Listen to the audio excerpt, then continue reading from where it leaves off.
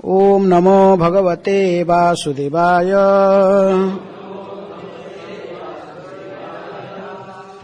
नूनं दैवेन विहता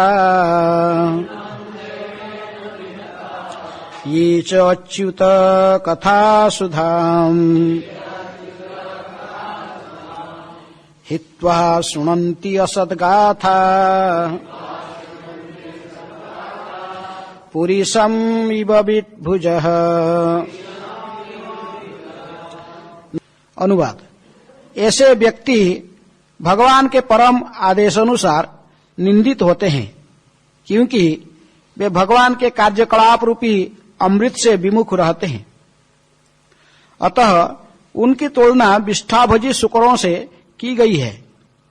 वे भगवान के दिव्य कार्यकलापों को न सुनकर भौतिकतावादी पुरुषों की कुत्सित कथाएं सुनते हैं। दोहराइए। ऐसे व्यक्ति भगवान के परम आदेश अनुसार निंदित होते हैं, क्योंकि वे भगवान के कार्यकलाप रूपी अमृत से विमुख रहते हैं। अतः उनकी तुलना विष्ठाभोजी शुक्रों से की गई है। वे भगवान के दिव्य कार्यकलापों को न सुनकर भौतिकतावादी पुरुषों की कुत्सित कथाएं सुनते हैं। तात्पर्य। प्रत्येक व्यक्ति किसी दूसरे व्यक्ति के कार्यकलाप को सुनने का इच्छुक रहता है, चाहे वह राजनीतिज्ञ हो, धनवान हो या उपन्यासों में वर्णित काल्पनिक पात्र हो। ऐसा समय तमाम व्यर्थ साहित्य, कहानियां तथा दर्शन की पुस्तकें हैं। भौतिकतावादी व्यक्ति ऐसा साहित्य पढ़ने में अधिक रुचि लेते हैं, किंतु जब उनके सामने भगवद गीता, श्रीमद् भागवत, विष्णु पुराण जैसे ज्ञान ग्रंथ तथा विश्व के अन्य शास्त्र तथा बाइबल या कुरान आते हैं तो वे उनमें रुचि नहीं दिखाते। ऐसे व्यक्ति भगवान के आदेशों, शास्त्रों द्वारा उसी प्रकार से निंदित होते हैं जिस तरह शुक्र होता है। शुक्र मल खाने में रुचि दिखाता है। यदि उसे घी अथवा दूध का बना कोई उत्तम पकवान दिया जाए तो वह उसे पसंद नहीं करता। वह दुर्गंधमय विष्ठा मल को ही सबसे स्वादिष्ट समझता है। भौतिकतावादी मनुष्य इसलिए निंद्य माने जाते हैं, क्योंकि वे दिव्य कार्यकलापों में रुचि न रखकर नारकीय कार्यों में रुचि प्रदर्शन करते हैं। भगवान के कार्यकलाप का संदेश अमृत है। इसके अतिरिक्त कोई भी जानकारी वास्तव में नारकीय है। नूनम दैवेन विहता ये च अच्युत कथा सुधाम हित्वा शृण्वन्ति असद्गाथा पुरीशमिव विद्भुजा। ऐसे व्यक्ति भगवान के परम आदेश अनुसार निंदित होते हैं, क्योंकि वे भगवान के कार्यकलाप रूपी अमृत से विमुख रहते हैं। अतः उनकी तुलना विष्ठाभोजी शुकरों से की गई है। वे भगवान के दिव्य कार्यकलाप को न सुनकर भौतिकवादी पुरुषों की कुत्सित कथाएं सुनते हैं। ऐसे व्यक्ति भगवान के परम आदेश अनुसार निंदित होते। किस प्रकार के व्यक्ति? पिछले श्लोक में कहा गया, त्रिवर्गिकास्ते पुरुषा विमुखा हरिमेधस। धर्म अर्थ काम में केवल इच्छा मैंने इसी को ही पूर्ति जीवन काल में पूर्ति करने में इसी में प्रसन्न रहने वाले जो व्यक्ति विमुखा, किससे? भगवान हरि की कथा से। उनकी बुद्धि माया ने चुरा लिया है। 4 प्रकार के व्यक्ति शरण में नहीं आते भगवान के। इनको भगवान की बात अच्छा नहीं लगता है। कौन कौन है? वो तो उनको सब भगवान की कथा अच्छा नहीं लगता, कि उनको भगवान की कथा अच्छा नहीं लगता। तो भगवान को शरण में आने वाले 4 प्रकार के नमांग दुष्कृति न मूढ़ा प्रपद्यन्ते नराधमा माया प्रभुत ज्ञाना आसुरी भावासिता। ये भगवान की शरण में नहीं आते हैं। लेकिन यहां पर मूढ़ा कौन है? 4 प्रकार के व्यक्ति के लिए मूढ़ा कौन होता है? किसी व्यक्ति को मूर्ख न कहने के बदले में यदि गधा कहोगे तो समझा जाता है कि कहीं किसको कहते कि तुम गधा है तो समझ जाता कि मूर्ख है। इसके पास गधे के समान कोई इंटेलिजेंस नहीं, बुद्धि नहीं है। दिन रात बोझा उठाते रहेंगे, लेकिन भगवान की कथा सुनने के लिए बैठो, बोलाओ तो क्या कहेगा, समय कहाँ है, मेरे पास समय कहाँ है, बहुत बिजी हूं। गधा भी बिजी रहता है धोबी का बोझा उठाने के लिए, लेकिन उसको पता नहीं कि घास तो कहीं मिलेगा। यह हरी कथा बैठता तो आप लोग को प्रसाद भी मिल जाता है ना। लेकिन वो गधे के समय परिश्रम करते रहेंगे और फिर गधी की लात खाते रहेंगे, लेकिन फिर भी वो भगवान की भजन नहीं करेंगे, शरण में नहीं आएंगे। गधे के समान बुद्धि वाले। और मूढ़ा, नराधम, नर में अधम। प्रभुपाद जी कहे कि ये कैटेगरी 99.9, आप तात्पर्य जो देखोगे भगवत गीता का, प्रभुपाद लिखते हैं कि इस कैटेगरी जो है ये 99.9% है संसार के। कौन? नराधम। सबसे माने मनुष्य शरीर मिला है, लेकिन कार्यकलाप सब इनके कैसे हैं? पशु की तरफ, जिनके बारे में ये श्लोक कह रहा है। ये राक्षसों से भी भिन्न की दृष्टि से, जैसे और दो प्रकार की कहा गई जो भगवान की शरण में नहीं आते, माया अपहृत ज्ञान, आसुरी भाव आश्रित। माया अपहृत ज्ञान तो बड़े बड़े साइंटिस्ट लोग, प्रोफेसर लोग, इनका संख्या लिमिटेड होता है संसार में। ये भी भगवान की शरण में नहीं आते, क्योंकि वो सोचते कि हम सब जानते हैं, हमको कुछ जानने का नहीं। ये क्या सब भंगी करते हैं लोग, कुछ काम धाम नहीं करते हैं, हरे कृष्ण लेके घूमते हैं, हरे कृष्ण बोलते हैं। कहां से क्या सेविंग पे मैंने ये टकलो चाणक्य बन के बस घूमते रहते हैं। तो लोग वो सोचते कि न्यूज़पेपर से और जो कुछ डार्विन का थ्योरी पढ़ लिया तो हम सब कुछ जान लिए, इनको पता ही नहीं भागवत में क्या है। तो ऐसे मूर्ख जो होते हैं, इसको प्रभुपाद ने कहा मिस्टर फ्रॉग, कुआं के अंदर रहने वाले क्या है, मेढक। वो कुआं का अंदर बस वाले बारे में जानता है। भागवत में जो तो अशेष कोटि ब्रह्मांड की मैंने वर्णन की जा रही है, भौतिक ब्रह्मांड तो सिर्फ संपूर्ण भगवान की सृष्टि का 1/4 है। और उसमें से एक प्लैनेट, केवल छोटा सा प्लैनेट है, क्या है, पृथ्वी।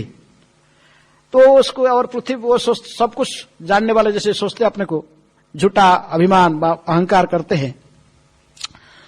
तो ये मायाप्रोत ज्ञान जो विशेष करके इंटेलेक्चुअल क्लास संसार तथा कथित आज के ये संसार में जो माने जाते हैं, बड़े बड़े प्रोफेसर, विद्वान वैज्ञानिक ऐसे कहा जाते हैं।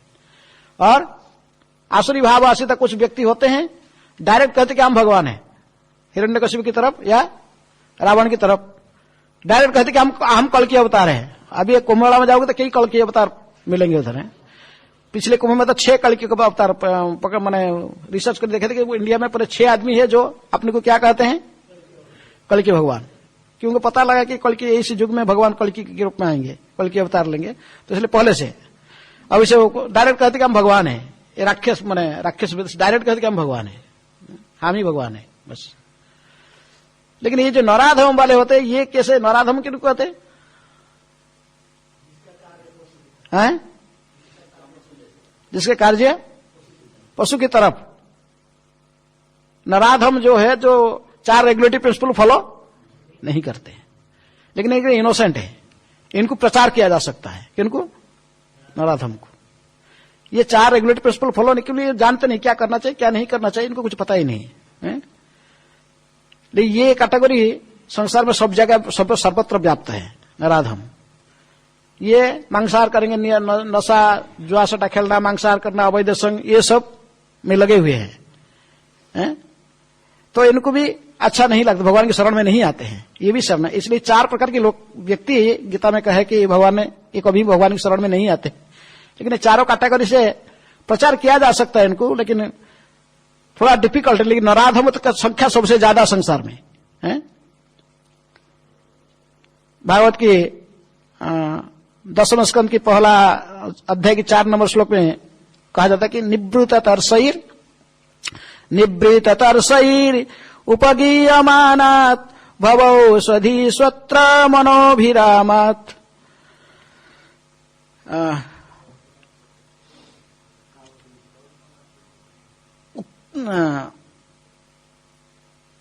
उत्तम श्लोक गुणानुवादात् पुमान विरज्यते बिना पशुघ्नात्।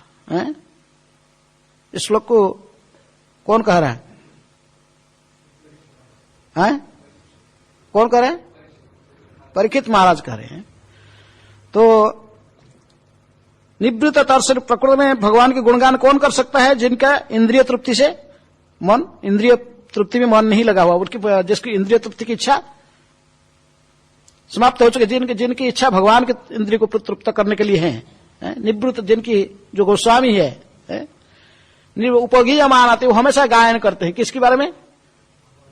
भगवान के बारे में, उत्तम श्लोक चरित्र को गान करते हैं। और ये जानते कि यही भव औषधि है। कौन सा? भगवान की कथा यही भव औषधि है। जैसे यह कथा में कहा कि कथा सुधाम, भगवान की कथा ही अमृत है। गोपियां लोग ने भी कहा, क्या कहा? तब कथा मृतम, तब कथा अमृतम तप्त जीवनम कभी भी ऋणितम कर्मसापहम श्रवण मंगलं श्रीमदाततम भुवि गृह्णन्ति जय भुरिदा जना। उन्हें भी कहे भगवान के सर्वश्रेष्ठ भक्त वो जानते हैं कि भगवान की कथा जो वही अमृत है, वही सुधा है। और जो जिनकी इंद्रिय संपूर्ण रूप में संयमित है, तो ऐसे महान भक्तों की मार्गानुसरण करते वो भी जानते हैं कि इनको गायन करते, भगवान की कथा को ही, चरित्र को ही गायन करते रहते हैं। लेकिन जो व्यक्ति विशेष रूप में पशुघाती क्या बोलते हैं, कसाई, पशुओं को काटने वाले हैं, और जो आत्मघाती है, जो स्वयं को आत्मघाती, कौन आत्मघाती किसको कहते हैं? जो भगवान की भजन नहीं करता है। अंधंग तमंग प्रविशंति, ये कहां जाते? ये शरीर त्यागने के बाद इस उपनिषद कहते कि घोर अंधकार में उस लोग वो नरक में प्रवेश करते हैं। तो ये भगवान की कथा की में रुचि नहीं दिखाते हैं। कौन ऐसा व्यक्ति है? परीक्षित महाराज कहते कि कौन ऐसा व्यक्ति है जो कि भगवान की कथा को गायन करने में, श्रवण कीर्तन में रुचि नहीं दिखाएगा? जो जिनकी इंद्रिय संपूर्ण, जो इंद्रिय को संयमित करके रखे हैं, तो वो तो कथा सुधा को पान करते हैं, उसके सब समय श्रवण कीर्तन में लगे रहते हैं। लेकिन विशेष रूप में जो लोग पशुघाती है, जो पशुओं को काटकर मांसाहारी है, और जो आत्मघाती है, प्रकृति में जीवन का लक्ष्य को जानते नहीं है, मनुष्य जीवन प्राप्त करके भी राधा कृष्ण की भजन न करके क्या करते हैं? इंद्रिय तृप्ति के साधन को प्राप्त करने के लिए लगे रहते हैं। चाहे कुछ लोग इसमें से पूरे नास्तिक होते हैं और कुछ लोग थोड़ा बहुत आस्तिक दिखाई पड़ते हैं, वो कर्मकांड आदि करते हैं। लेकिन ये सारे के सारे व्यक्ति जो ये बुद्धिमान माने नहीं जाते, क्योंकि इंद्रिय को संयमित नहीं किए हैं। इनके लक्ष्य ही इंद्रिय तृप्ति करना है। जो जैसे त्रिवर्ग बाय धर्म अर्थ काम को स्वीकार करके जो देवी देवताओं को भी पूजन करते हैं, ये भी मूर्ख है। ये भी भगवान की कथा श्रवण में रुचि नहीं दिखाते हैं। ये भी वही देव देवताओं के बारे में सुनते हैं, और कुछ तो निपट मूर्ख हो, कुछ भी बने इसके नीचे भी होते हैं। लेकिन ये सभी कई भगवान की कथा को, जो अमृत के समान जो कथा है, अच्युत कथा सुधाम, जो भगवान के अच्युत भगवान अमोघ भगवान की जो कथा को श्रवण करने में ये रुचि नहीं दिखाते हैं। और इनको तुलना जो भगवान की कथा को श्रवण में रुचि नहीं दिखाते, उनको इस श्लोक में क्या कहा गया? बीड़ भुजा, अर्थात सूअर के समान है। सूअर क्या खाता है? विष्ठा भोजन करता है। अब प्रभुपाद तात्पर्य लिखते हैं कि सूअर के पास में यदि आप अच्छे दूध और घी में अच्छे पकवान बनाकर, मिष्ठान्न बनाकर उनको खिलाओगे, तो प्लेट में दोगे या खाने के लिए, वो खाएगा नहीं। वो ढूंढेगा कहाँ है, क्या ढूंढेगा? विष्ठा कहाँ है, वो उसको नहीं खाने वाला है। तो इसलिए प्रभुपाद ने इस श्लोक में, प्रभुपाद तात्पर्य में कंपेयर करते कि जो भौतिकवादी व्यक्ति होते हैं, वो विशेष रूप में इनको ये सब अच्छा लगता। क्या? कौन सा कथा अच्छा लगता है? आजकल बड़ा क्रिकेट न्यूज है, क्रिकेट न्यूज और क्रिकेट स्टार के चरित्र, जीवन का फिल्म स्टार, क्रिकेट स्टार, इनकी चरित्र सुनने अच्छा लगता है। भगवान को देखने ने भी नहीं जाते। यहां तक कि वो लोग बार क्या कहा जाए, हमारा मेरे को याद है कि मथुरा में रथ यात्रा उत्सव हुआ था, कि महावन प्रभु जो प्रेसिडेंट होता था, रथ यात्रा उत्सव में वो आए थी। कौन? उस समय हेमावाली ने थोड़ा नाम था, तो हेमावाली ने आई थी रथ यात्रा में, और सब पेपर में भी निकल गया था, हेमावाली ने आ रही मथुरा रथ यात्रा में उद्घाटन करने के लिए रथ के ऊपर। और पूरा रथ यात्रा प्रदर्शन में सब, तो आप जो ब्रजवासी लोग भी सब, जो कौन मथुरा के, वो जो भी इस्कन भक्त जाता उसको देखते थे, क्या बोलते थे, हेमावलिनी कहाँ है? जगन्नाथ को नहीं देखना है, कहाँ है? रथ में भगवान बैठे हैं, जगन्नाथ बलराम सुभद्रा रथ में बैठे हैं। वो नहीं, ये सब बड़ा छोटे बच्चे तक, और सब पूछे हेमावलिनी कहाँ है? बोले क्या है, पागल है? तो ब्रजवासी लोग कृष्ण को देखे नहीं। हाँ बोलो, कब आ रहे हेमावलिनी आएगी, उद्घाटन करेंगे। और इतना भीड़ हो गया तो फिर उसको बंद कर दी हेमावलिनी को, बोले कार में चुपचाप पीछे पीछे जाओ, वो इतना भीड़ होगा, ऊपर वो रथ का ऊपर जाने वाली थी बोलने के लिए, बंद कर दिए।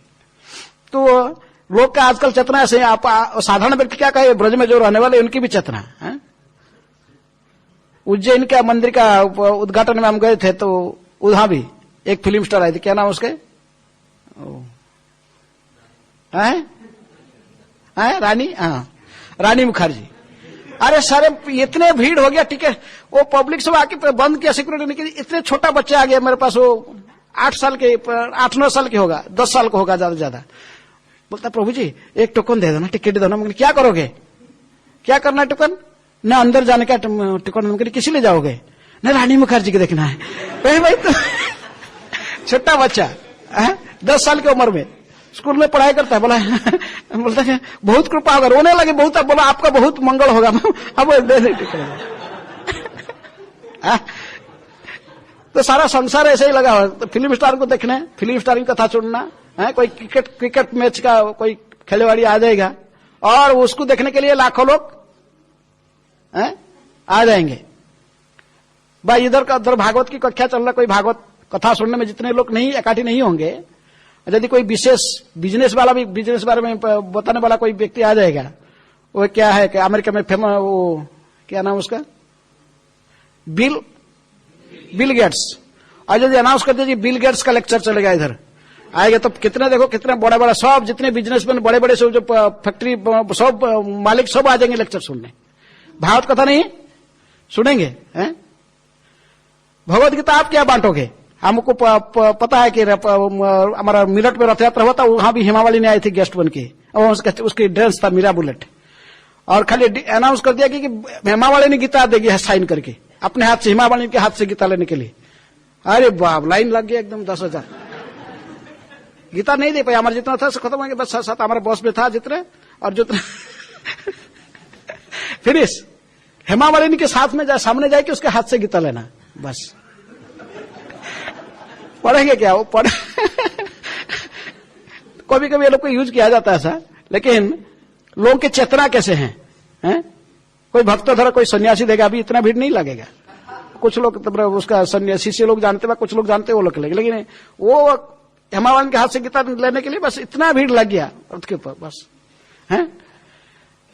तो इसलिए, लेकिन ऐसे ही लोग भागवत कहते कि प्रकृति में स्वर के समय कौन, इनको जो रुचि है केवल प्रभुपाद कहते जो बड़े बड़े आजकल अभिनेताओं के पीछे, खिलाड़ी के पीछे में, उनकी बात चरित्र को पढ़ने के लिए बड़ा बड़ा सब फिल्म मैगजीन आता है, और मैगजीन सब आता है ना कितने प्रकार के, खेलने का मैगजीन, जो खेल का न्यूज रहता है, उसको पढ़ते रहेंगे। ये फिल्म स्टार का लाइफ क्या है, वो जन्म कर्म चमे दिव्य, भगवान कहे कि मेरा जन्म कर्म को तुम लोग पढ़ोगे सुनोगे तो त्यक्त्वा देहम पुनर्जन्म नैति मामेति सो, उसके फिर दोबारा पुनर्जन्म नहीं होता, जन्म तो संसार से मुक्त हो जाता है। लेकिन ये लोग वो पढ़ेंगे किसका, इस फिल्म स्टार का क्या, उसका लाइफ हिस्ट्री, क्रिकेट प्लेयर का लाइफ हिस्ट्री, ये सब पढ़ने बड़ा आनंद लेंगे। लेकिन उसके पास में यदि प्रभुपाद कहते यदि गीता भागवत और रामायण रख दोगे, कैसे मैंने ये रख दोगे, तो वो उसके ऊपर इंटरेस्ट इनका नहीं, बोले चलो यहाँ से चलते। कोई साधु यदि कुछ भगवत कथा कहने के लिए कुछ बहाना देखेगा कि बोले हरे कृष्ण मंत्र के बारे में, इसके बारे में कुछ बोलना चाहेगा, वो स्थान उठकर चले जाएंगे, बोले नहीं और कुछ चर्चा करते हैं। तो लेकिन भक्तों की जो कार्यकलाप है वो सब भगवान के संबंधित होता है। भक्तों की क्या कार्यकलाप है, भगवत गीता में कहे भगवान ने 10वें अध्याय के 9 नंबर श्लोक में कहे भक्त कौन है, भक्तों के क्या कार्यकलाप है, क्या मत्सीत मद्गत प्राण बोधयंत परस्परम कथयंत माम नित्यम तुष्यंती च रमंती च। भगवान कहते कि मेरे भक्त कौन होते हैं ना, इनकी मति हमेशा चित्त माने चित्त किसको कहते हैं, मौन तो सटल है, मौन बुद्धि अहंकार सटल, लेकिन मौन का भी जो और भी उसका भी कुछ सटल पार्ट होता है। किसका? मौन का भी है। चित्त बहुत है जो कि अत्यंत माने बहुत गहीर से ही रहता है, उसको निकालना बड़ा मुश्किल है। भगवान भक्तों के चित्त में कौन बैठा रहता है सब समय? भगवान। किसी भी हालत से भगवान को नहीं भूल सकते हो। प्रभुपाद ने कहा कि मेरा जीवन में ऐसा कोई क्षण नहीं आया जिस समय मैं कृष्ण को याद नहीं रखा हो। ऐसा कोई क्षण माने कोई भक्त जो शुद्ध भक्त होते हैं उनकी जीवन का कोई भी क्षण ऐसा नहीं बीतता जिसमें वो भगवान की चिंतन नहीं करते हैं, भगवान के साथ उनकी कोई भी कार्यकलाप संबंधित नहीं रहता है। शुद्ध भक्तों की हमेशा चित्त में भगवान ही बैठे रहते हैं। उनकी जीवन संपूर्ण रूप में मदगत प्राण, उनकी जीवन संपूर्ण रूप में भगवान की सेवा में समर्पित रहता है। किन क्या? भक्तों के शरीर नहीं, भक्तों के जो जीवन काल जो है मनुष्य जीवन मिला है, ये मनुष्य जीवन का संपूर्ण अवधि को वो किसकी सेवा में लगाते हैं? भगवान की सेवा में संपूर्ण रूप में समर्पित कर देते हैं। ये सेवा ये मानस देह गेह जो कि छुमरो अर्पिलु तो आपदे नंद किशोर। इसलिए भगवान कहते मत्सीता मदगत प्राण, उनके जीवन काल संपूर्ण रूप में मेरी सेवा में समर्पित रहता है। बोधयंत परस्परम, एक दूसरे के साथ बैठकर बातचीत कुछ करते तो क्या बातचीत करते हैं? केवल भगवान के बारे में चर्चा चलता है। यही भक्त का लक्षण है। तभी पता लगता है कि भक्त है। भक्त जो होते हैं ग्राम्य वार्ता ना कहिबे, ग्राम्य वार्ता ना सुनिबे, ये भक्त का लक्षण है। महाप्रभु ने कहा कि इसलिए जो भक्ति करना चाहता है, जो साधक भी है, उसको भी कभी यदि भक्ति में आगे बढ़ना चाहता तो इससे बचना। किससे? ग्राम्य वार्ता। ग्राम्य वार्ता क्या है? फिल्म न्यूज, ख्याल का न्यूज, इधर से उधर जो किससे कुछ बिजनेस न्यूज, कई प्रकार के न्यूज, ये सारे ग्राम्य वार्ता है। ग्राम्य वार्ता ना कहिबे, ग्राम्य वार्ता ना सुनिबे। भक्त क्या करते हैं? बोधयंत परस्पर, किसके बारे में चर्चा करते हैं? भगवान की। कथयंत स्वाम नित्यम, नित्यम हमेशा इसी के बारे में कथा बातचीत चलता है उनके। किसके बारे में? भगवान की जन्म कर्म के बारे में।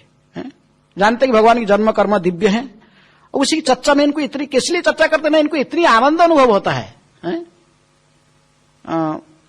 कथयंत स्वाम नित्यम तुष्यंती रमंती, किसलिए इसमें उनको परम तुष्टि प्राप्त होता है, संतोष प्राप्त होता है। इतनी आनंदित होते हैं, उसी में रमे रहते हैं। ये संसार को भूल ही जाते हैं, संसार के बाह्य संसार को भूल जाते हैं।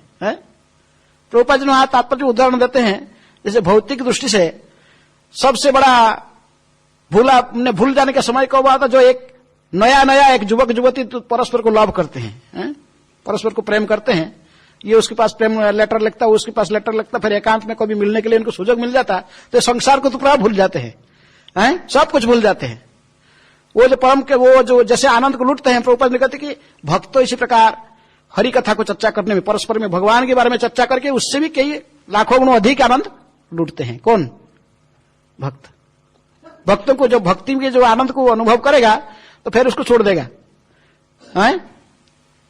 ये जो संसार में जो लोग हैं वो सोचते कि यही सबसे बड़ा आनंद है। कौन सा? मैथुन सुख, पुरुष स्त्री पुरुष मिलना, और वही संभोग सुख ही प्रकृत असली सुख है। लेकिन जो भक्त है वो जानते हैं, जो ऐसे सुख जीवन में सभी प्रकार के सुख को अनुभव किए हैं ऐसे व्यक्ति। कौन? महाराज ने सरी जमुनाचार्य हैं। जमुनाचार्य सब प्रकार के अनुभव किए। पहले राजा थे, 100 रानियां थे, रानियों के साथ में संभोग आदि सुख में रहते थे, और बड़े सुस्त संग। लेकिन बाद में जब वो भक्त बन गए तभी फिर जो वो दृश्य आता था, पहले जीवन का जो राजा थे और रानियों के साथ में संभोग करते थे, 100 रानियों, सुंदरी रानियां उनकी थी, वो दृश्य जब आता तो बोलते क्या है? भगवती मुख विकार, उनका मुख विकृत हो जाता था, बोलते थूकने की इच्छा होता था। दृष्टि को पूरा उनके शरीर घृणा में रोमांचित हो जाता था। किनके? रामानुजाचार्य, जमुनाचार्य। तो इसलिए प्रकृति में जो हरिकथा रूपी अमृत को पान नहीं किया है, तो फिर उसको भौतिक सुख, इंद्रिय तृप्ति का कथा वही अमृत लगेगा। बंगाल और ओडिशा में कुछ लोग होते हैं जो गरीब लोग होते हैं, तो उनको अपने बच्चों को रसगुल्ला खिलाने का पैसा नहीं होता है। जो धनी लोग होते हैं वो बाजार से क्या करते हैं? रसगुल्ला खरीद लेते हैं, छेना में, प्योर छेना में जैसा हमारा बनता है, अच्छे रसगुल्ला, ओरिजिनल रसगुल्ला खिलाते अपने बच्चे को। लेकिन गरीब लोगों को बोलते कि हमने बच्चा देखता तो वो भी रसगुल्ला खाने रोता, तो वो क्या करते, आलू को बॉइल कर देते हैं, आलू को बॉइल करके भरता बनाते के इसको फिर गोला गोला पड़ते हैं, इसके ऊपर खाली छेना का थोड़ा कोट लगा देते हैं, कोट और शक्कर सिरा ऐसा देखिए, मीठा ऊपर का मीठा के कोट लगा जाता है, तो उसको कहते हैं गुलगुला। ये रसगुल्ला उसको क्या कहते हैं? बाजार में जो गांव में सब मेला होता ना, गांव में मेला होता है, उसमें ये भी शॉप, ये भी दुकान रहता है, वो गुलगुला के। वो गरीब लोग जाते हैं उसमें, बस रसगुल्ला खरीदेंगे तो एक रसगुल्ला 5 रुपया 10 रुपया अभी तो हो गया, और वो गुलगुला खरीदेंगे तो 25 पैसा 50 पैसा में मिल जाएगा गुलगुला के 50 पैसा कि 1 रुपया। तो वही खाता है, और बच्चा सोचता है हाँ पिताजी मुझे रसगुल्ला खिलाया, बस और खा के खुश रहता है। लेकिन ये एक दिन बाई चांस उसके घर का जो मालिक की सेठ जी का घर में कुछ फंक्शन में गया था, वहां इसको ओरिजिनल रसगुल्ला मिला खाने के लिए, तो बोला ये क्या, नहीं ये रसगुल्ला है। बोला अच्छा ये रसगुल्ला है। दूसरा बार पिताजी जब इसको गुलगुला देगा खाने के लिए, खाएगा? बोला नहीं ये नहीं चाहिए, मुझे ओरिजिनल रसगुल्ला चाहिए, ये नहीं चाहिए, फेंक देगा तुरंत, मुख में लगा के फेंक देगा, बताइए क्या है, इसको कोई टेस्ट नहीं है? तो इसलिए भगवान की जो भक्ति में जो सुख है वो कैसे है? रसगुल्ला के समान है। और संसार में जो मैथुन सुख है वो कैसे है? लेकिन जब तक इसको हरि कथा का, हरि भक्ति का सुख नहीं मिला, भगवान के भजन का सुख नहीं मिला, जे भजन मिले नहीं, जे सुख मिले हरि भजन में, हरि भजन का सुख नहीं मिला, वो क्या करेगा? गुलगुला खाते रहेगा, बोला यही सुख, यही ठीक है ना? तो सोचते बहुत अच्छा है, लेकिन जब वो उसको शुद्ध भक्ति का रस मिलेगा फिर ये छोड़ देगा। लेकिन ये ऐसा ही होने वाला नहीं है। ये हमको जो जिसके पास रसगुल्ला है तो आपको खिलाएगा, पैसा सेठ जी खिलाएगा ना, सब लोग खिलाएगा। आप ऐसे रखो, गरीब लोग कहां से खिलाएगा रसगुल्ला? उसके पास पैसा नहीं तो खुद नहीं खाए, आपको क्या खिलाएगा? जिसके पास धनी है, धनी व्यक्ति आपको रसगुल्ला खिला सकता है, जो जिसके पास है आपको खिलाएगा, तो वो कहां से गरीब लोग कहे? आप तो जितने बद्धजीव है सारे गरीब है। बद्धजीव के प्रकृति में, आध्यात्मिक दिग में ये सब क्या है? गरीब है। इसलिए चैतन्य महाप्रभु ने कहा कि मैं लाखपति के घर में खाता हूं गरीब लोग के घर में नहीं खाता हूं। लाखपति कौन है? जो डेली 1 लाख नाम जपता है, उसके घर में निमंत्रण स्वीकार करता हूं, उसके हाथ में पानी भी पीता हूं, जो कुछ खाना भोजन खाता हूं। और जो हरि भजन नहीं करते वो सब गरीब है, चाहे वो भौतिक दृष्टि से बड़ा बड़ा करोड़पति अमीर है, लेकिन प्रकृति में वो क्या है? गरीब है। भगवान उनके घर हाथ में नहीं खाते, उनके घर से नहीं खाते। तो इसलिए जो भक्त होते हैं, चाहे बाह्य दृष्टि दिखाई पड़ते हैं सही, वो उसको अच्छा लगता था। गुलगुला खाता था कौन? वो था एक साउथ इंडिया में एक व्यक्ति, धनुर्दास। वो देख रहा था किसको? वो बेश्या को देख रहा था, हेमाम्बा, बहुत सुंदर देख रही हेमाम्बा उसके, तो उसको देख रहे थे, कितना सुंदर है इसकी मुखड़ा, देखो। सोचता कि यही अमृत है, यही है रसगुल्ला, यही तो सबसे आनंद वाला वस्तु यही है।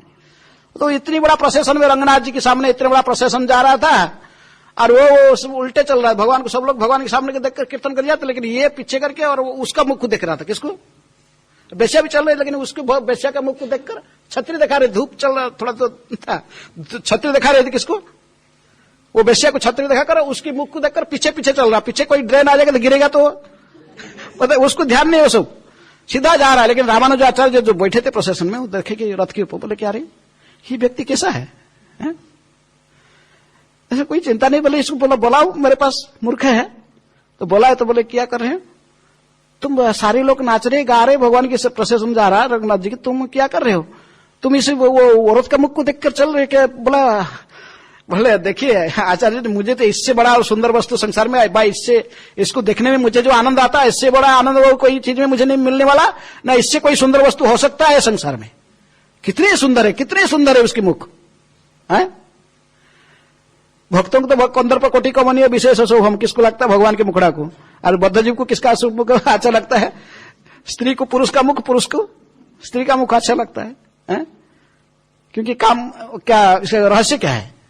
केवल मैथुन इच्छा है, तो ये है, तो इसलिए अच्छा लग रहा। तो कह अच्छा, यदि वो स्त्री का जो मुख है उससे यदि सुंदर और कुछ वस्तु तुमको दिखाई देगा, जिससे तुमको इससे भी अधिक करोड़ गुण से अधिक आनंद मिलेगा, तुम इसको छोड़ देगा? छोड़ दूंगा।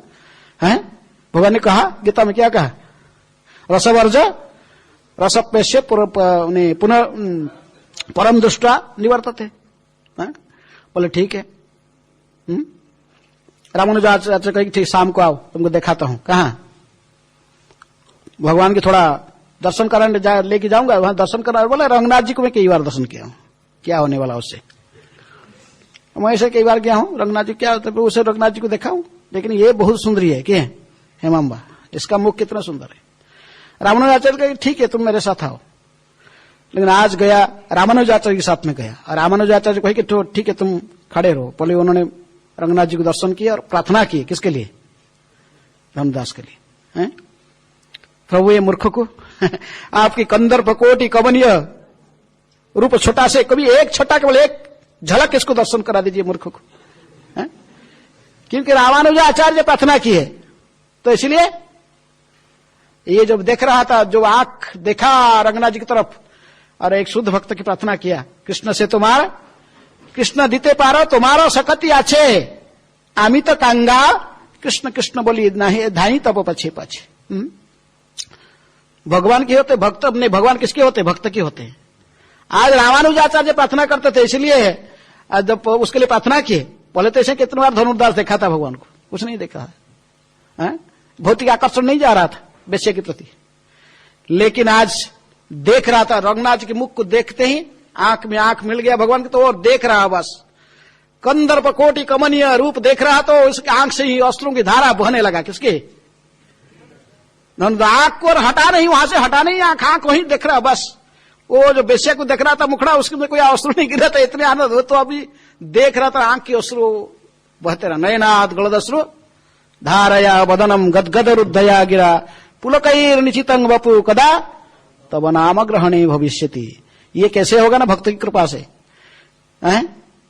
ये जो, इसलिए जब देखा उसी दिन रंगनाथ जी के पास, देखते देखते वही देख रहा था, आंख से अश्रु, और आंख और कहीं नहीं जा रहा, और उससे जो इसको अनुभव, सुख अनुभव हो रहा, और वो छोड़ भी नहीं, वो लोभ को छोड़ नहीं पा रहा। इसलिए भगवान के मुख से दृष्टि को अलग करने के लिए वो इच्छा प्रकट नहीं हो रहा। वो एक ध्यान से देख रहा, देख रहा, देख रहा बस। जब तक मूर्छित होकर नहीं गिर पड़ा तब तक खड़े रहा है। तो इसलिए ये तो गुलगुला को रस नहीं, जो भौतिक सुख है, जो कुछ भौतिक कथा श्रवण में, भौतिक इंद्रिय तृप्ति में जो सुख मिलता है, जब तक हम साधु संग नहीं किए, किसी महान भक्त के संग में नहीं आए, तब तक अच्छा लगता है हमको। लेकिन प्रकृति में यदि हम शुद्ध भक्त की संगति प्राप्त करेंगे, उनकी हरि कथा को उनके मुख से श्रवण करेंगे, तो फिर भौतिक आसक्ति इससे नष्ट होगा। भौतिक कथा श्रवण की जो इच्छा, भौतिक इंद्रिय तृप्ति के साधन को छोड़कर फिर हम हरि भक्ति में लग सकेंगे। लेकिन इसके लिए धनी व्यक्ति चाहिए, जैसे रामानुजाचार्य जी, महान प्रभुपाद, श्रील प्रभुपाद जी जैसे महान भक्तों की कृपा जब तक नहीं होगा, ये छूटने वाला नहीं है। कौन सा विषय? आसक्ति। ये हमारा प्रचेष्टा से नहीं छोड़ने वाला, हमारा बात को भगवान नहीं सुनने वाले हैं। भगवान किसको सुनते हैं? उनकी शुद्ध भक्तों को सुनते हैं। हमारा बात को जानते कि ये कितनी बार बोलेगा और कितनी बार टाल देगा। ये इसको विश्वास नहीं, बद्धजीव को विश्वास नहीं कर सकते भगवान, लेकिन अपने शुद्ध भक्तों को विश्वास करते हैं। इसलिए जब हम इसी प्रकार महान शुद्ध भक्तों की संगति करेंगे और उनकी मुख से कथा को श्रवण करेंगे, तभी ये भौतिक आसक्ति छूटेगा। कथा अमृतम तब कथा अमृतम, तभी जब भगवान की कथा जो अमृत है।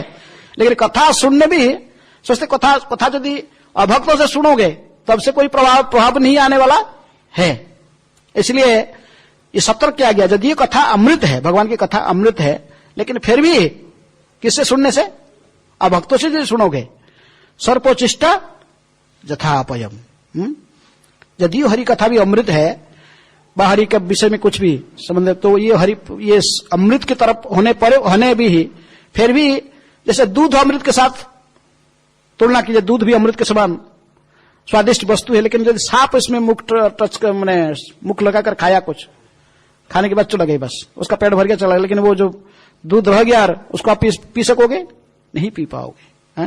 उस सांप जैसे दूध को स्पर्श करते ही विष बन जाता है, ऐसा ही जो अभक्त है, तो केवल इंद्रिय तृप्ति में लगे हुए हैं, लेकिन पैसा कमाने के लिए, घर वाले चलाने के लिए कुछ संस्कृत पढ़ के पंडित बन जाते हैं, और कुछ व्याख्या बस अच्छे गान बजान, संगीतमयी कथा, मनोरंजन बहुत अच्छा होता है, और ऐसे सुनने से कोई भी भक्त नहीं बनता है। ऐसे कथा सुनने से कुछ लाभ नहीं होगा। सनातन गोस्वामी इसलिए सत्र कराते हैं, सर्पोचिष्ट जथापयम अवैष्णव मुखदगिर्न पुत हरि कथामृतम श्रवणम नैव कर्तव्यं सर्पोचिष्ट जथापय।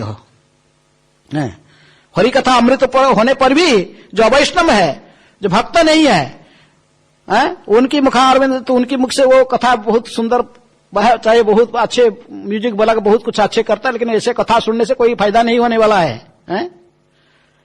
यदि शुद्ध भक्त की मुख से कथा को श्रवण करोगे तो भी वो काम में लगेगा। शुद्ध भक्तों के द्वारा वर्णित जो तात्पर्य भी पढ़ोगे, किताब भी पढ़ोगे, शुद्ध भक्तों के द्वारा जो व्याख्या की गई है पुस्तक का, उसको पढ़ोगे तो आपकी भक्ति मिलेगा। चैतन्य महाप्रभु ने कहा कि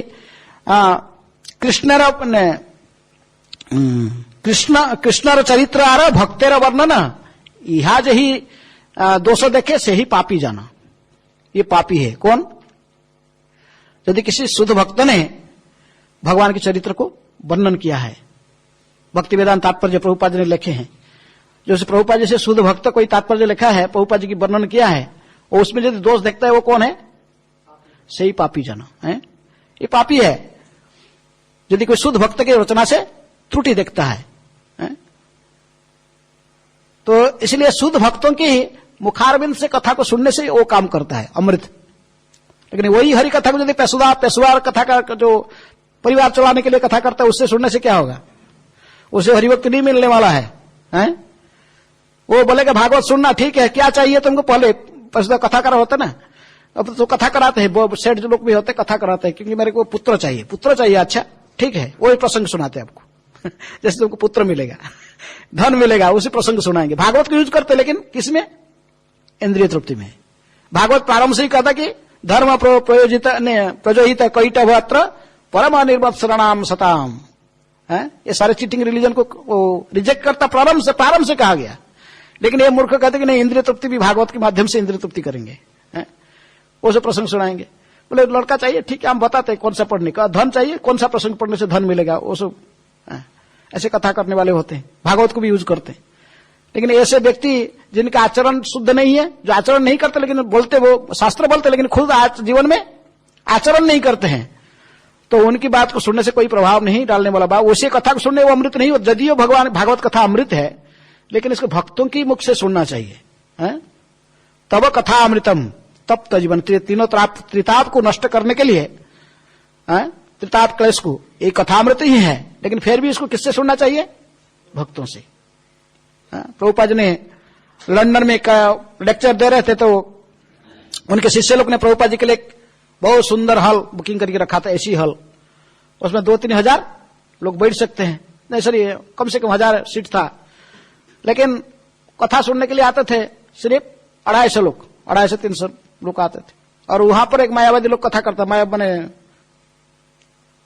फ्री में कथा करता था। सुख संपत्ति घरे आवे दुख मिटे तनका जय जगदीश हरे, आरती सिखाता था और डेली कथा होता था। वहां खूब मैदान बहुत उसका लगा हुआ था, वहां बहुत लोग आते थे। वहां 60-70 1 लाख 1.5 लाख लोग कभी कभी हो जाते थे। तो एक सज्जन ने पूछा कि प्रभुपाद जी, आप इतने बड़े संस्था का संस्थापक आचार्य हो और आपके लिए शिष्य लोग ने इतना बड़ा एसी हॉल, पूरा एसी हॉल बुकिंग करके रखा है, तो इसमें 250-300 लोग आते हैं और फ्री में उसमें इतने ठंडी में लोग बैठते हैं। और वहां पर देखिए, वहां तो हजारों संख्या में लोग जाते हैं, इसका क्या रहस्य है? तो प्रभुपाद ने कहे कि आपको क्या दिखता है, लोग कहां ज्यादा जाते हैं, हीरा मार्केट में या सब्जी मार्केट में? कहां भीड़ ज्यादा लगता है? तो बोले सब्जी बेच रहा है, अब मैं इधर हीरा बेच रहा हूं। तो ये स्वाभाविक है कि हीरा मार्केट में कम लोग होंगे। जो हरि भक्ति है हीरा मोती के समान है। ये आसान से निष्किंचन भक्ति सभी लोग करना आसान नहीं है। चाहे भक्तों की भेष में भी, फिर भी क्या इंद्रिय तृप्ति की वासना नहीं गया है अंदर फिर भी रहता है, सूक्ष्म रूप में रहता है। लेकिन इस जाएंगे कैसे ना, यदि हम प्रकृति में कथाओं को श्रवण करेंगे, इसके कोई दूसरे उपाय नहीं है। हमें वो सूअर की तरफ नहीं बनना। जैसे कहते कि सूअर जो सूअर के समान, सूअर जैसे बिष्ठा खाता है, हम भक्ति करेंगे और थोड़ा थोड़ा टीवी भी देखेंगे, तो कैसे चलेगा? थोड़ा सा क्रिकेट न्यूज भी थोड़ा रखना चाहिए ना, कुछ कौन है, साधारण जनरल नॉलेज रहना चाहिए सुबह। तो ऐसा जब, लेकिन जो शुद्ध भक्त होते हैं आगे बढ़ के फिर वो इससे संपूर्ण मुक्त रहते, वो केवल हरि कथा को ही चर्चा करते हैं। वो जानते हैं कि भगवान के संबंधित कोई भी वस्तु क्या वही ही प्रकृति में अमृत के समान स्वादिष्ट है। लेकिन क्या करेंगे, हमको क्या बोले, ये लोग ऐसा ही रहेंगे जो गधे के समान ने, जो सुअर के समान जो हमेशा विष्टाखार है, ऐसे ही खाने इनको छोड़ देना, इनको कुछ फिर हलवा खाना सिखाना है? कैसे सिखाओगे? जब तक सुअर का शरीर में रहेगा वो कैसे सीखेगा? ना सुअर भी चेष्टा करने से भी गाय नहीं बन सकता इतने आसान से। एक कभी कहते कि एक सुअर था, सोचा कि मैं गाय बनूं। देखिए गाय को सब लोग आदर करते हैं और मुझे कहीं भी देखता तो लाठी दिखाकर भगाता है। तो बोला गाय को तो बड़ा, तो गाय बन जाऊं, कैसे बनूं? बोला कि बस डेली गंगा में स्नान करूंगा, गंगा के किनारे किनारे घास उसकी खाऊंगा, मिट्टी खाऊंगा, ऐसा सिर लगाता हूं तिलक जैसे लग जाएगा, है तो अच्छा होगा। लेकिन ऐसे कहते कि ऐसे सुअर यदि प्रचेष्टा करेगा भी, क्या गाय नहीं बन सकता है? सुअर गाय बन सकता है चेष्टा करने पर भी, हैं? लेकिन आप चेष्टा करोगे तो बना सकते हैं। सुअर गाय नहीं बन सकता। लेकिन जो भौतिकवादी व्यक्ति है उनको भक्ति में लाना संभव है यदि कोई महान, नारद जी बना सकते हैं। नारद जी जैसे महान भक्त है, उनके सांप भी डिसाइपल है। किनके? नारद ने सबको डिसाइपल बनाते हैं। किसको? सांप को भी, एक सांप को भी शिष्य बनाए। पुराण में वर्णन है, एक सांप शिष्य था उनके, और सांप को शिष्य बनाया हुआ तो हरिनाम सिखा दिया इसको। बोले कि हिंसा नहीं करना, किसको? 4 रेगुलेटरी प्रिंसिपल फॉलो करना सिखा दिया। बस सांप फिर अपना फौं करना छोड़ दिया। बोला और किसको, मतलब हरिनाम दिखा ले लिया और क्या करो, तब सब पिटाई करने लगे इसको। तो बच्चे लोग उसको ढला मारने लगे। तो सांप को अधा मारा है पड़ा। तो नारद जी बोले क्या हुआ तुम्हारे ऐसे? हाँ गुरुदेव आप तो बोला ऐसे ही, मैं छोड़ दिया, सब हिंसा करना छोड़ दे। हाँ भी बोले तुमको मैं बोला था कि काटना नहीं किसको, लेकिन फोन करना थोड़ी बोला था, मना कर करना है। तो फोन कैसे करना है, काटना नहीं किसको, लेकिन फोन करना, बस भाग जाएंगे सब। तो इसलिए कभी कभी ऐसा ही महान व्यक्ति जैसे नारद जी जैसे होते तो वो किसी को परिवर्तन कर सकते, सुअर को भी गाय बना सकते हैं। लेकिन हम जैसे बद्ध जीवन के प्रति संभव नहीं है, लेकिन हम उसको कर सकते हैं जब भी हम उनके निर्देशन के आधार पर कार्य करेंगे। प्रभुपाद जी ने जैसे किए हैं पाश्चात्य जगत में जाकर, और शराब ने 4 रेगुलेटरी प्रिंसिपल तोड़ने वाला व्यक्ति को भी भक्त बनाए, इनको भी महान भक्त बना सके। लेकिन हम यदि प्रभुपाद जी के निर्देशन की वजह से बोले हैं, बनाने का प्रोसेस हमको पता नहीं है, लेकिन हम यदि उसी प्रोसेस को ठीक ठीक से फॉलो करेंगे और उसी को पालन करेंगे स्ट्रिक्टली, पर क्रेडिट हमारा नहीं, क्रेडिट किसका रहेगा? प्रभुपाद जी का। तो फिर थोड़ा हम उसी मार्ग में जाने से कुछ सफलता को हासिल कर सकते हैं। लेकिन ये सारा प्रभुपाद जी कहते जो ये सुअर के समान है, जो ग्राम्य कथा कहते हैं, ग्राम्य वार्ता सुनते हैं, फिल्म स्टार के चरित्र पढ़ते हैं, क्रिकेट स्टार के चरित्र पढ़ते हैं, ऐसी चर्चा करते हैं, ग्राम्य वार्ता माने फालतू बातें की चर्चा करते हैं। ये हरि कथा प्रकृति में अमृत है, दूध और में बना हुआ कुछ मिष्टान्न है। लेकिन वो उनको वो तभी अच्छे लगेगा जब भी उनको प्रकृति में इसमें रुचि जाएगा, भौतिक चीजों की दृष्टि से इसको खाने में जरूर। लेकिन इस प्रकार व्यक्तियों को हम यदि हरि कथा आस्ते आस्ते आस्ते शुद्ध भक्तों की संगति में आएंगे तो इनकी मति बदल सकता है। इनको बदलना ये हमारा ये लक्ष्य होना चाहिए। हम पाप को घृणा करें, लेकिन किसको घृणा न करें? पापी को नहीं। किसको घृणा करें? क्या जाता है? पाप को घृणा करते हैं, जो रेगुलेटरी प्रिंसिपल तोड़ते हैं, नराधम है इनको। लेकिन इनको प्रचार करना चाहिए। जो नराधम होते हुए भी उनके प्रति करुणा की भावना रखना चाहिए, उनको प्रचार करना चाहिए। उनको प्रचार करते करते जब ये स्वीकार करेंगे प्रचार को, फिर वो भी एक दिन आएगा भी हरि कथा सुनने में आनंद लेंगे। आप देखें प्रभुपाद ने पाश्चात्य जगत में लाए, वो हरि कथा प्रारंभ से कोई नहीं सुनता था, लेकिन प्रभुपाद ने इनको भी सुनाया लगा दी भागवत की कथा, भागवत को पढ़ने में, सुनने में। तो इसी प्रकार मनुष्य जीवन की सफलता तभी होता है जब भी भगवत कथा में हमें रुचि उत्पन्न करते हैं, नहीं तो ये मनुष्य जीवन बेकार जाता है। धर्म सुनिष्ठितात् पुंसा विश्वक्सेन कथा सुज न उत्पादयेत् यदि रतिम समय वही केवलम वृथा परिश्रम। इसलिए हरि कथा सुने और इसको जीवन में उतर। कुछ लोग सुनते हैं लेकिन जीवन में नहीं उतारते हैं। सुनना ठीक अच्छा है, सुनने बचते क्लास में है, सुनने बस सुनना है, क्लास में बैठना है, लेकिन क्लास में बैठना और उसको जीवन में उतारना में फर्क आता ना है? सुनना और फर्क, ठीक है रूटीन है। कुछ लोग है ना नियमाग्रह सुनते रहे, आए बैठ गए, आए बैठते सुने। यदि ऐसा सुनते रहेगा तब भी रूप गोस्वामी कहते कि और जंडिस बीमारी हो तो गना चुबाते खाते खाते खाते खाते कभी क्या होगा, बीमारी छूट जाएगा, है ना।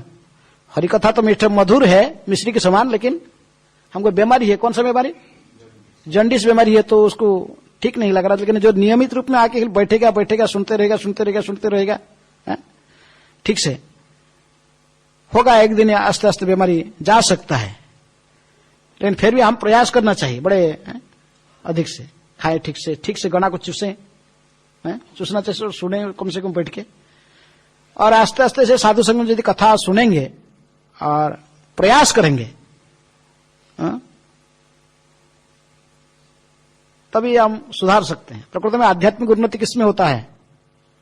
प्रभुपाद जी ने कहा कि आचार्य लोगों ने कहे कि प्रकृति में आध्यात्मिक उन्नति कैसे होता है भक्तों की? भक्ति का पहला अंग श्रवण, चाहे भागवत के श्रवण करें या क्या करें, हरे कृष्ण कृष्ण कृष्ण हरे हरे, हरे राम सारे भागवत इसी के लिए कहा गया। भागवत सारा कहता कि क्या करना है, करो दोष निधे राजन अस्ति ही एक महान गुणान कीर्तनाद एवं कृष्णस्य। इसलिए आचार्य लोग कहे कि 99% एक व्यक्ति का आध्यात्मिक उन्नति निर्भर करता है श्रवण कीर्तन के ऊपर, चांटिंग के ऊपर चाहे भागवत की चांटिंग रहे या श्रवण कीर्तन का आचार्य स्वयं परीक्षित महाराज और सुखदेव गोस्वामी, या हरे कृष्ण जुग धर्म, हरे कृष्ण मंत्र को सुबह जो जप कर रहे हो, जप कितने सावधानी से कर रहे हो, उसी के ऊपर पूरा आपके आध्यात्मिक उन्नति निर्भर करता है। 99% आपका कोई आपका जो प्रोग्रेस आध्यात्मिक मार्ग पर, ये इसके ऊपर निर्भर करता है। किसका ऊपर? चांटिंग है, कितने सावधान से जप कर रहे, श्रवण कर रहे हैं, कितने अच्छा से इसको जप रहे हैं और सुन रहे हैं। बाहरी कथा श्रवण भी, ये भागवत श्रवण भी उससे माने भिन्न नहीं है। भागवत कथा भी ये भी श्रवण है, सुन रहे भागवत कथा। लेकिन यदि हरि कथा को भक्त के मुख से सुने, हैं ठीक ना, तो इसी प्रकार भगवान की कोई भी वस्तु प्रकृति में मधुर है, लेकिन जो बद्ध जीव उसके लिए वो कैसे लगता है, कड़वा लगता है। वो बीमारी आदमी है तो उसको कड़वा लगता है। जो बद्ध जीव है वो सोचता कि ये तो जो इंद्रिय तृप्ति के साधन है यही प्रकृति में बहुत अच्छा है, वो गुलगुला खा के बड़ा खुश रहता है। लेकिन भक्त तो रसगुल्ला खाते हैं। कभी भक्तों के साथ संग में आके मिल जाएगा तो बाई चांस उसके भाग्य है, आज के नाचेगा गाएगा, संडे फिस्ट खाएगा 2-4 बार, फिर कि हाँ बोलेगा बहुत अच्छा है, वहां से धक्का खाएगा 2-4 बार, माया से लात खाएगा तो फिर आ सकता है। भगवान चाहेंगे, भक्त को भी बन सकता है कोई यदि भगवान चाहते हैं, नहीं तो और कौन? भगवान नहीं, भगवान के भक्त चाहता है। किसी शुद्ध भक्त चाहता है कि ये भक्त बने तभी वो भक्त बन जाएगा, है? भक्त की इच्छा को भगवान पूर्ण करते हैं। प्रभुपाद जी ने चाहा कि ये सब भक्त बने, पाश्चात्य जगत में प्रचार किया अपने गुरु महाराज की आदेश को लेकर, तभी बन रहे हैं। चैतन्य महाप्रभु के पार्षद थे कि वो वासुदेव दत्त, उन्होंने कहा कि महाप्रभु मुझे एक वरदान दीजिए कि मैं सारे जीवों के पाप को लेना चाहता हूं। 84 लाख जोनि में जितने भी जीव है वो सभी के पाप मुझे दे दीजिए, और ये सभी को आप जन्म मुक्त संसार से मुक्त कर दीजिए। ऐसा ही इच्छा जब किसी शुद्ध भक्त के मन में होता है तो भगवान फिर उनकी प्रार्थना को सुनते। किनकी प्रार्थना को? शुद्ध भक्त की प्रार्थना को। हमारा बात नहीं सुनते हैं, लेकिन जो शुद्ध भक्त प्रार्थना करेगा उसको सुनते हैं। भगवान को भी टालते नहीं अपने शुद्ध भक्तों की वचन को। कौन्तेय प्रति जाना ही नमे भक्त्या, कुंती पत्र तुम बोल दो इस बात को, फिर मैं इसको रक्षा करूंगा। मेरे वचन को तो मैं टाल देता हूं बार बार। भगवान अपने वचन को टाल देते, लेकिन भक्तों के वचन को नहीं टालते। तो भक्त कहा कि इसको उद्धार करने की वासना भावना आ गया, नारद जी के मन में इच्छा हो गया, दस्यु रत्नाकर को उद्धार करने का, उद्धार हो गया। नित्यानंद प्रभु की इच्छा हो गया जगाई माधव को उद्धार करने के लिए, महाप्रभु को यह हो गया। जब आपके मन में इच्छा हो गया ऑलरेडी उद्धार हो चुके हैं, शुद्ध भक्ति के मन में इच्छा होने से। तो इसलिए शुद्ध भक्त चरण रेणु भजन अनुकूल, शुद्ध भक्तों की शरण में आना चाहिए, पर डेली नियमित। इसलिए प्रभुपाद जी के तात्पर्य को सुनना, इससे आपको भक्ति मिलेगा। और कोई दूसरे कोई विद्वान व्यक्ति कुछ भी लिखा है उसको पढ़ने से भक्ति नहीं मिलने वाला है, हैं? उसको पढ़ो, थोड़ा नॉलेज मिल जाएगा इधर तर्क वितर्क करने के लिए, लेकिन भक्ति नहीं मिलने वाला है। भक्ति कुछ अलग चीज है। चैतन्य भागवत में और कई चैप्टर के प्रारंभ से बार बार उसको रिपीट करते वृंदावन दास ठाकुर, धन जन पांडित्य चैतन्य नहीं पाई केवल से भक्ति वश चैतन्य गोसाई। केवल भक्ति का ही, भक्ति के द्वारा ही प्राप्त होते। कौन? गौरांग महाप्रभु। वो दूसरे किसी से नहीं। बड़ा धनी व्यक्ति, करोड़पति आदमी है, बहुत फॉलोअर्स है, पांडित्य बहुत है, संस्कृत बहुत पढ़ा, बहुत बड़ा स्कॉलर है, इससे नहीं मिलने वाले हैं। दिनेर अधिक कृपा करे भगवान, कुलीन ब्राह्मण पंडितेर बड़ा अभिमानी है। तो इसलिए आप लोग बड़े अच्छे स्थान पर हैं और आज मैंने प्रभुपाद जी के शरण में आए हैं। इसलिए प्रभुपाद जी की किताब को सावधान से पढ़िए और उनकी मार्गानुसरण करिए, आपके कल्याण होगा अवश्य। पाइबे कृष्ण विश्वास पड़न। ठीक है, हरे कृष्ण। कोई प्रश्न है? एक प्रश्न कोई पूछ सकते?